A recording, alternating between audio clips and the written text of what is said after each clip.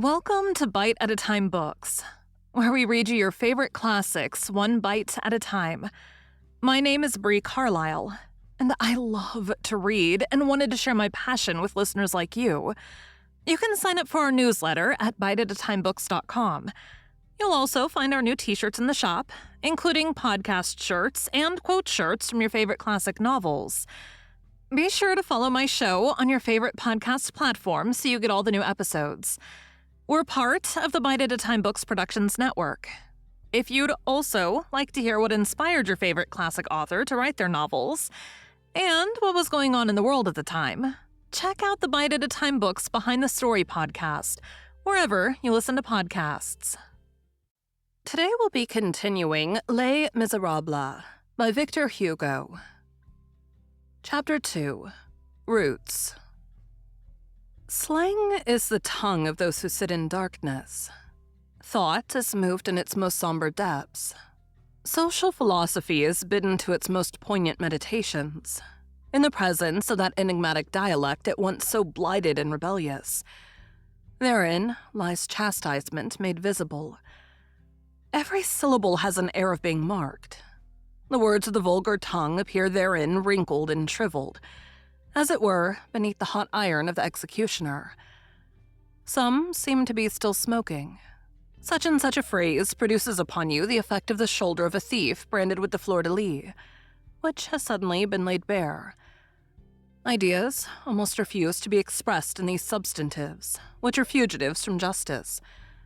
Metaphor is sometimes so shameless that one feels that it has worn the iron neck fetter. Moreover, in spite of all this, and because of all this strange dialect has by rights its own compartment in that great impartial case of pigeonholes where there is room for the rusty farthing, as well as for the gold medal, and which is called literature. Slang, whether the public admit the fact or not, has its syntax and its poetry. It is a language. Yes, by the deformity of certain terms, we recognize the fact that it was chewed by Mandarin, and by the splendor of certain metonymies, we feel that villain spoke it.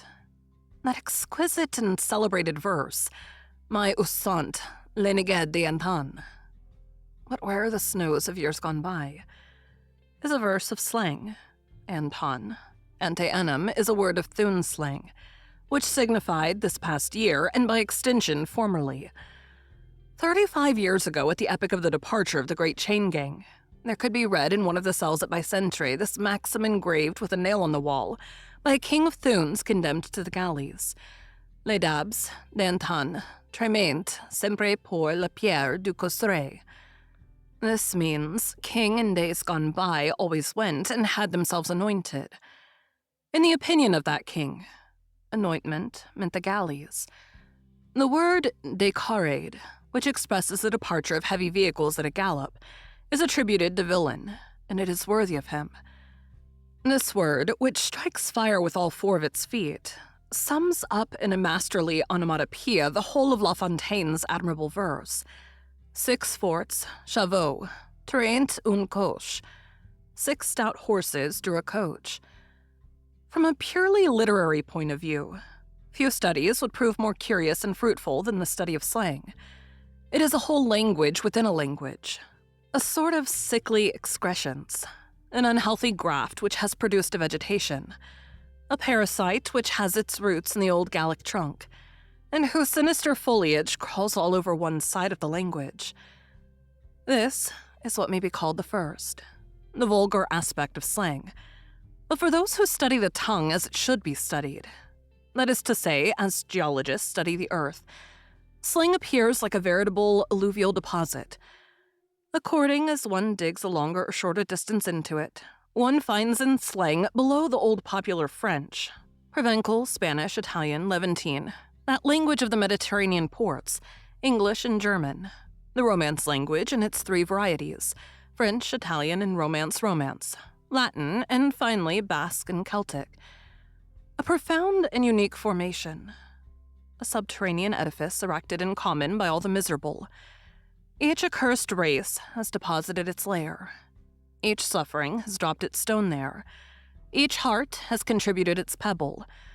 A throng of evil, base, or irritated souls who have traversed life and have vanished into eternity, linger there almost entirely visible still beneath the form of some monstrous word.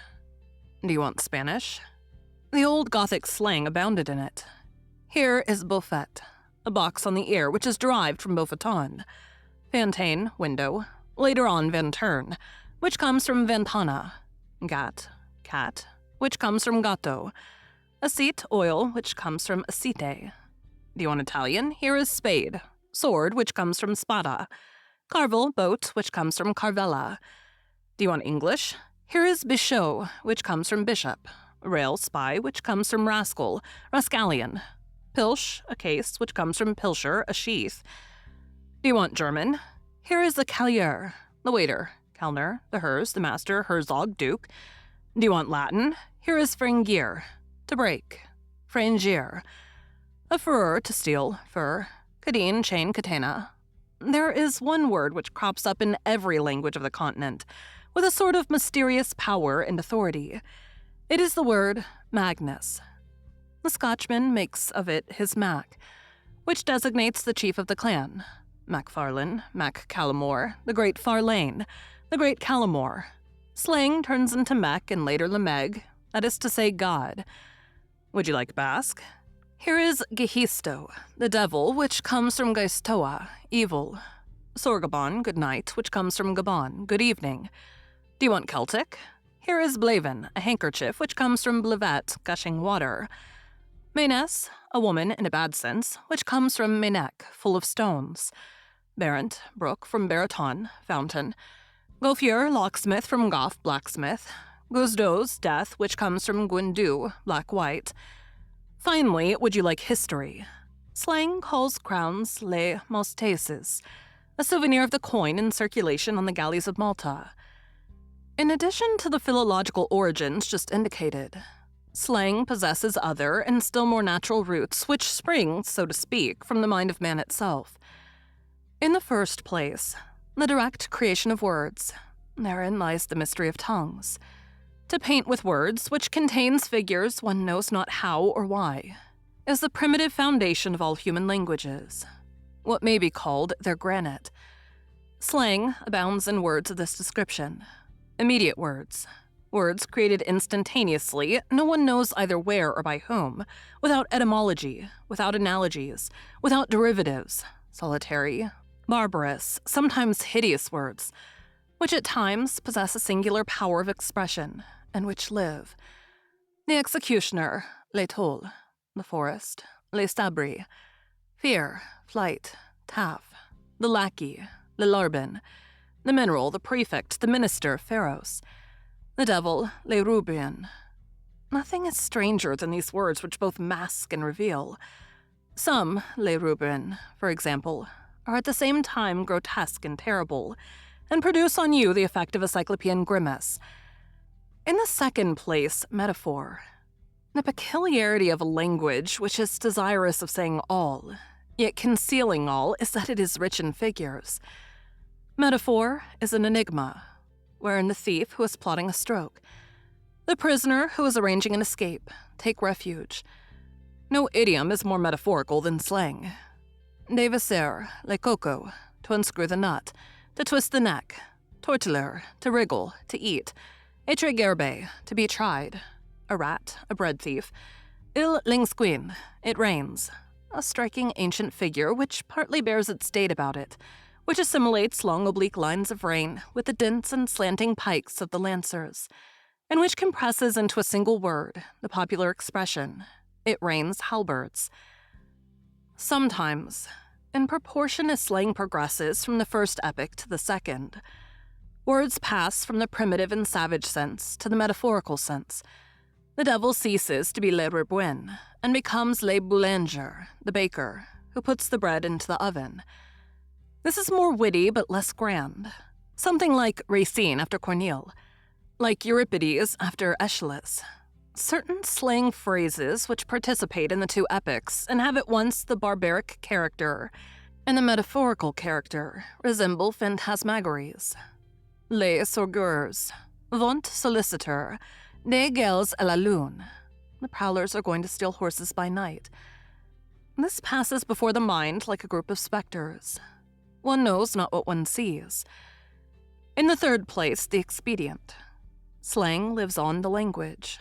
It uses it in accordance with its fancy.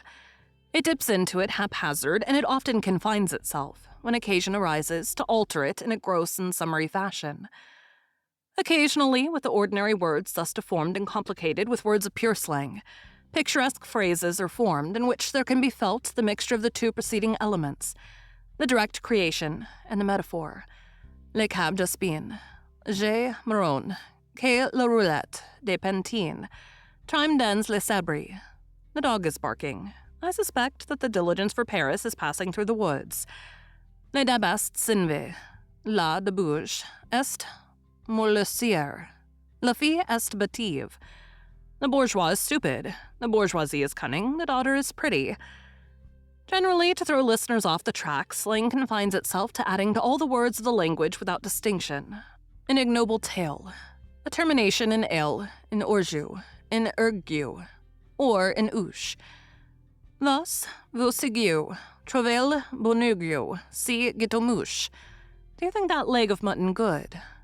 A phrase addressed by Cartouche to a turnkey in order to find out whether the sum offered for his escape suited him. The termination in mar has been added recently. Slang, being the dialect of corruption, quickly becomes corrupted itself. Besides this, as it is always seeking concealment as soon as it feels that it is understood, it changes its form. Contrary to what happens with every other vegetation, every ray of light which falls upon it kills whatever it touches. Thus, slang is in constant process of decomposition and recomposition, an obscure and rapid work which never pauses. It passes over more ground in 10 years than a language in 10 centuries. Thus, le lartin, bread, becomes le lartif. Le gale, horse, becomes le gay. La fertinache, straw, becomes la fertile. Le momagenard, brat. Le momacu. Le ficu, duds. Fruquet. La chic, the church. Le gurguier. Le clabre, neck. Le colas. The devil is at first Gehisto, then Le Rubwen, then the baker. The priest is a Radishan, then the boar, Le Sanglier. The dagger is Le 22, 22, then Le Surin, then Le Lingre. The police are Relais, then Russins, then Russes, then Marchands de Lassets, dealers in staylaces, then coquers, then cognes, the executioners Letal, then Charlotte, Le Tiguier, then Le Biculard. In the 17th century, the fight was to give each other snuff. In the 19th, it is to chew each other's throats. There have been 20 different phrases between these two extremes. Cartouche's talk would have been Hebrew to Lessenaire. All the words of this language are perpetually engaged in flight, like the men who utter them. Still, from time to time, and in consequence of this very movement, the ancient slang crops up again and becomes new once more. It has its headquarters where it maintains its sway. The temple preserved the slang of the 17th century. Lycentre, when it was a prison, preserved the slang of Thunes. There, one could hear the termination, an anche of the old Teniers. Moi inches, too, voice too, do you drink? But perpetual movement remains its law, nevertheless. If the philosopher succeeds in fixing, for a moment, for purposes of observation, this language which is incessantly evaporating, he falls into doleful and useful meditation. No study is more efficacious and more fecund in instruction. There is not a metaphor, not an analogy in slang which does not contain a lesson. Among these men, to beat means to feign. One beats a malady. Ruse is their strength. For them, the idea of the man is not separated from the idea of darkness. The night is called le sorg, man. Lorg. Man is a derivative of the night. They have taken up the practice of considering society in the light of an atmosphere which kills them, of a fatal force. And they speak of their liberty as one would speak of his health. A man under arrest is a sick man. One who is condemned is a dead man. The most terrible thing for the prisoner within the four walls in which he is buried is a sort of glacial chastity, and he calls the dungeon the castus. In that funereal place, life outside always presents itself under its most smiling aspect. The prisoner has irons on his feet. You think, perhaps, that his thought is that it is with the feet that one walks. No. He is thinking that it is with the feet that one dances. So when he has succeeded in severing his fetters, his first idea is that now he can dance, and he calls the saw the bestringu, public house ball. A name is a center. Profound assimilation. The ruffian has two heads, one of which reasons out his actions and leads him all his life long, and the other which he has upon his shoulders on the day of his death. He calls the head which counsels him in crime le sorbonne, and the head which expiates it la tranche. When a man has no longer anything but rags upon his body and vices in his heart, when he has arrived at that double moral and material degradation which the word blackguard characterizes in its two acceptations, he is ripe for crime. He is like a well-whetted knife. He has two cutting edges, his distress and his malice. So slang does not say a blackguard, it says un regaise. What are the galleys? A brazier of damnation, a hell. A convict calls himself a faggot. And finally, what name do malefactors give to their prison? The college. A whole penitentiary system can be evolved from that word. Does the reader wish to know where the majority of the songs of the galleys, those refrains called in the special vocabulary, l'irlonfa, have had their birth? Let him listen to what follows. There existed at the Châtelet in Paris a large and long cellar. This cellar was 8 feet below the level of the Seine. It had neither windows nor air holes. Its only aperture was the door. Men could enter there. Air could not. This vault had for ceiling a vault of stone and for floor 10 inches of mud. It was flagged, but the pavement had rotted and cracked under the oozing of the water. 8 feet above the floor, a long and massive beam traversed this subterranean excavation from side to side. From this beam hung at short distances apart chains 3 feet long, and at the end of these chains there were rings for the neck. In this vault, men who had been condemned to the galleys were incarcerated until the day of their departure for Toulon. They were thrust under this beam, where each one found his fetters swinging in the darkness and waiting for him. The chains, those pendant arms and the necklets, those open hands caught the unhappy wretches by the throat. They were riveted and left there. As the chain was too short, they could not lie down. They remained motionless in that cavern. In that night, beneath that beam, almost hanging, forced to unheard of efforts to reach their bread, jug or their vault overhead, mud even to mid-leg, filth flowing to their very calves, broken asunder with fatigue, with thighs and knees giving way, clinging fast to the chain with their hands in order to obtain some rest, unable to sleep except when standing erect, and awakened every moment by the strangling of the collar. Some woke no more. In order to eat, they pushed the bread, which was flung to them in the mud, along their leg with their heel until it reached their hand. How long did they remain thus? 1 month? 2 months? 6 months, sometimes? One stayed a year. It was the antechamber of the galleys. Men were put there for stealing a hair from the king. In the sepulchre hell, what did they do? What man can do in a sepulchre, they went through the agonies of death. And what can man do in hell? They sang. For song lingers where there is no longer any hope. In the waters of Malta, when a galley was approaching, the song could be heard before the sound of the oars. Poor Sir Vincent, the poacher who had gone through the prison cellar of the Châtelet, said it was the rhymes that kept me up. Uselessness of poetry. What is the good of rhyme? It is in this cellar that nearly all the slang songs had their birth. It is from the dungeon of the Grand Châtelet of Paris that comes the melancholy refrain of the Montgomery galley. Timilou Messane, Timilou Messon. The majority of these songs are melancholy. Some are gay. One is tender. Et que quel est le théâtre du petit Dardent. Here is the theater of the little archer, Cupid. Do what you will, you cannot annihilate that eternal relic in the heart of man. Love. In this world of dismal deeds, people keep their secrets. The secret is the thing above all others. The secret, in the eyes of these wretches, is unity which serves as a base of union. To betray a secret is is to tear from each member of this fierce community something of his own personality. To inform against, in the energetic slang dialect, is called to eat the bit, as though the informer drew to himself a little of the substance of all, and nourished himself on a bit of each one's flesh. What does it signify to receive a box on the ear? Commonplace metaphor replies it is to see 36 candles. Here, slang intervenes and takes it up. Candle, camouflue. Therefore, the ordinary tongue gives camouflet, as a synonym for soufflet. Thus, by a sort of infiltration from below upwards, with the aid of metaphor, that incalculable trajectory slang mounts from the cavern to the academy, and Paul Hilaire saying, I light my camouflet, causes Voltaire to write, Langleviel, La Boumiel, deserves 100 camouflets. Researches in slang mean discoveries at every step. Study and investigation of the strange idiom lead to the mysterious point of intersection of regular society with society which is accursed. The thief also has his food for cannon. Stealable matter, you, I, whoever passes by. Les pantres, pan everyone.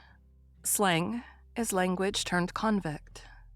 That the thinking principle of man be thrust down ever so low, that it can be dragged and pinioned there by obscure tyrannies of fatality, that it can be bound by no one knows what fetters in that abyss, is sufficient to create consternation. Oh, poor thought of miserable wretches! Alas, will no one come to the succor of the human soul in that darkness? Is it her destiny there to await forever the mind, the liberator, the immense rider of Pegasi and hippogriffs, the combatant of heroes of the dawn who shall descend from the azure between two wings, the radiant night of the future? Will she forever summon in vain to her assistance the lance of light of the ideal?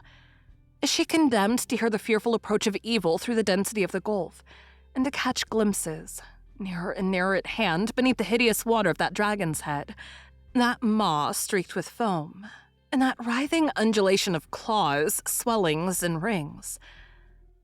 Must it remain there without a gleam of light, without hope, given over to that terrible approach, vaguely scented out by the monster, shuddering, disheveled, wringing its arms, forever chained to the rock of night, a somber Andromeda, white and naked amid the shadows? Thank you for joining Bite at a Time Books today, while we read a bite of one of your favorite classics. Again, my name is Bree Carlile, and I hope you come back tomorrow for the next bite of Les Miserables. Don't forget, you can sign up for our newsletter at biteatatimebooks.com. And while you're there, check out our t-shirt shop. You can look in the show notes or on our website, biteatatimebooks.com, for the rest of the links for our show. We'd love to hear from you on social media. You can find us everywhere at Bite at a Time Books.